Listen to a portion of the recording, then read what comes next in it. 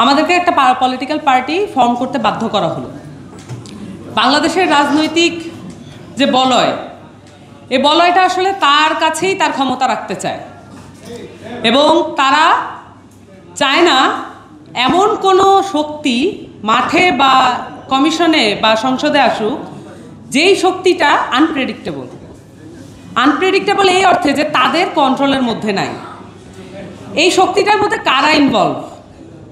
প্রধানত বাংলাদেশের যারা সুপার কর্পোরেট অলিগার্ক এবং যারা ব্যবসায়ী বড় বড় গোষ্ঠী আছে, সেই সাথে এখানে সিভিল ব্যুরোক্রেসি আছে, আমলাতন্ত্র, এবং সাথে মিলিটারি ব্যুরোক্রেসিও আছে।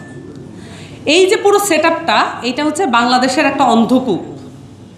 এই অন্ধকূপ থেকে বের হওয়ার জন্য বাংলাদেশের মানুষের একটা 53 বছরের একটা লড়াই আছে।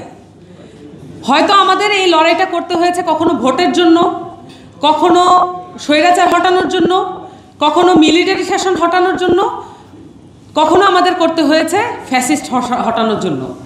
কিন্তু এটার মূল যে থিমটা হলো যে এই যে একটা অসীম গোলকধাঁধায় বাংলাদেশের জনগণকে বেঁধে ফেলা হলো, এই গোলকধাঁধা থেকে আমাদেরকে বের হতে হবে।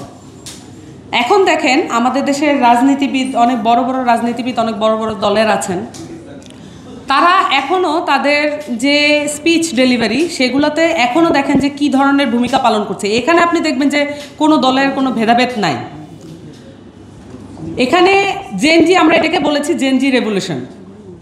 আমরা এটাকে কেন বলেছি? কারণ মাঠে আমরা বুক চিতিয়ে দাঁড়াতে দেখেছি জেনজিদের, ইয়াংদের, তরুণ জনগোষ্ঠীর পুরো রক্তের উপর দিয়ে এই সরকারটা প্রতিষ্ঠিত হয়েছিল। কিন্তু আমরা অবাক হয়ে লক্ষ্য করলাম এখন এসে এই জেনজিদেরকে এক ধরনের ক্রিমিনালাইজ করা হচ্ছে।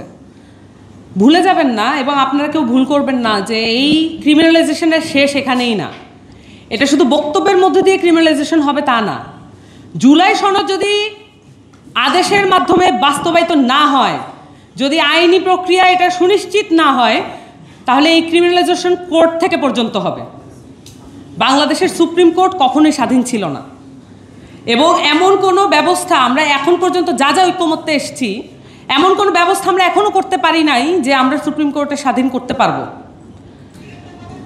এই যে পরাধীন আমাদের যে সুপ্রিম কোর্ট, পরাধীন নির্বাচন কমিশন, পরাধীন দুর্নীতি কমিশন, এই কমিশনগুলোকে এই অবস্থায় রাখা, এইটা স্ট্যাবলিশমেন্টের জন্য দরকার, বড় পলিটিক্যাল পার্টিগুলোর জন্য দরকার। কারণ বড় পলিটিক্যাল পার্টি এটা কিন্তু একটা অহংকারের বিষয়, এবং তাদের অনেকের চুলদাড়ি পেকে গেছে, কিন্তু তারপরও তারা রাজনীতিতে আছেন, সেটা আমরা সাধুবাদ জানাই, সম্মানের জায়গাও রাখি। কিন্তু এখন অনেকে আছেন যাদেরকে এখন বড় বড় কথা বলতে দেখা যায়, কিন্তু আজ থেকে ঠিক 1 বছর আগেও তাদের হতাশাময় পংক্তি আর ক্রন্দন, এই দুইটাই ছিল আমাদের মিডিয়ার দেখার বিষয়বস্তু। তাদের কাছ থেকে আমরা বিপ্লবী কোনো স্পিরিট কখনোই দেখতে পাইনি। তারা এটা নিজেরাও বিশ্বাস করতো না কখনো কোনো গণ অভ্যুত্থান হবে। এই বড় বড় দলের বড় বড় নেতারা সব জায়গায় নিজেদের সেটেলমেন্ট করে রেখেছিলেন আওয়ামী লীগের সাথে। কিন্তু এখন এসে তাদেরকে অনেক বিশাল বিশাল বক্তব্য দিতে দেখবেন। সবচেয়ে বেশি যেটা দেখবেন যেটা ইয়াং জেনারেশন, সেটাকে ক্রিমিনালাইজ করতে। এই যে ঐক্যমত্য কমিশনে জুলাই সনদ বাস্তবায়নের জন্য এখানে 4-5 জন তরুণ যে ওই পুরো ফোরামের মধ্যে বসেছে, এইটা কিন্তু একটা মাথা ব্যথার বিষয় তাদের জন্য।